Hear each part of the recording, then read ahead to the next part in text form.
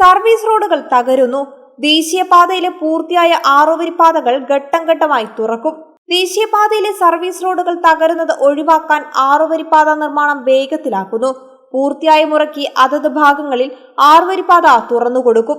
നിലവിൽ ഭൂരിഭാഗം റീച്ചുകളിലും service road പൂർത്തിയായിട്ടില്ല. ഒരു ലെയർ കൂടി ബാക്കിയുണ്ട്. ഭാരവാഹനങ്ങളടക്കം ഓടുന്നതിനാൽ പലയിടങ്ങളിലും സർവീസ് റോഡിന് ബലക്ഷയം നേരിടുന്നുണ്ട്. വശങ്ങളിൽ ഓവുചാലിന്റെ സ്ലാബുകളിൽ വാഹനം കയറുമ്പോഴാണ് കൂടുതൽ പ്രശ്നങ്ങൾ നേരിടുന്നത്. ഭാരവാഹനങ്ങൾ ഉൾപ്പെടെ 6 വരിപ്പാതയിലൂടെ കടത്തിവിട്ട് മാത്രമേ സർവീസ് റോഡുകളുടെ പണി പൂർത്തീകരിക്കാനാകൂ. കേരളത്തിലെ ഭൂരിഭാഗം റീച്ചുകളിലും പൂർത്തിയാക്കേണ്ടത് മാർച്ചിലാണ്. എന്നാൽ പലയിടത്തും ഡിസംബറിലേക്ക് നീളും. അതിന് കാത്തുനിൽക്കാതെ പൂർത്തീകരിക്കുന്ന റീച്ചുകൾ ഘട്ടം ഘട്ടമായി മാർച്ച്, ഓഗസ്റ്റ് മാസങ്ങളിൽ കൈമാറും. പല റീച്ചുകളിലും സർവീസ് റോഡുകളുടെ മാതൃക ഭാരവാഹനത്തിന് യോജിച്ചതല്ല. ചെറുവാഹനങ്ങളുടെ ഗതാഗതത്തിന് യോജിച്ച രീതിയിലാണ് നിർമ്മാണം.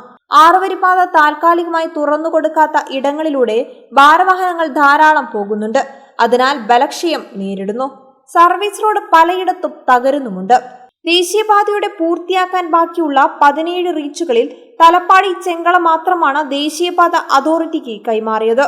99% പ്രവൃത്തി പൂർത്തിയാക്കിയ 3 റീച്ചുകൾ ഫെബ്രുവരി 28-ന് കൈമാറും. വെങ്ങളം, രാമനാട്ടുകര, വളാഞ്ചേരി, കാപ്പിരിക്കാട് എന്നിവയാണിത്. നിലവിൽ ചെങ്കള, നീലേശ്വരം, തളിപ്പറമ്പ്, മുഴപ്പിലങ്ങാട് ഉൾപ്പെടെ 13 റീച്ചുകളുടെ പ്രവൃത്തി നില 85% കഴിഞ്ഞു. എന്നാൽ പാതയുടെ മുഴുവൻ കൈമാറ്റം ഡിസംബറിൽ മാത്രമാണ് നടക്കുക. അതിനിടയിൽ 6 വരിപ്പാത മാർച്ച്, ഓഗസ്റ്റ് മാസത്തിൽ കൈമാറാനാണ് നീക്കം. തളിപ്പറമ്പ്, മുഴപ്പിലങ്ങാട് റീച്ചിൽ മാർച്ചിൽ തളിപ്പറമ്പ്, പാപ്പിനിശ്ശേരി ഭാഗവും അതിനുശേഷം ചാല മുതൽ മുഴപ്പിലങ്ങാട് വരെയും കൈമാറാനാണ് പദ്ധതി.